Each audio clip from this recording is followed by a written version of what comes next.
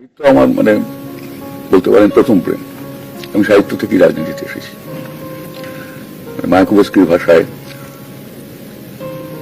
proletarians arrive at communism from below, but I, from poetry's sky, plunge into communism, because without it I feel no love.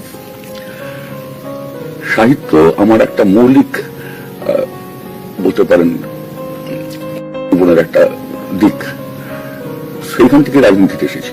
তারপরে সবটা মিলিয়ে মিশিয়ে থাকে। একটা মানুষকে এইভাবে টুকরো টুকরো করে ভাগ করা যায় না যে এই একটা ক্ষোভ আমার সাহিত্য, একটা ক্ষোভ রাজনীতি, সবটা মিলিয়েই আমি।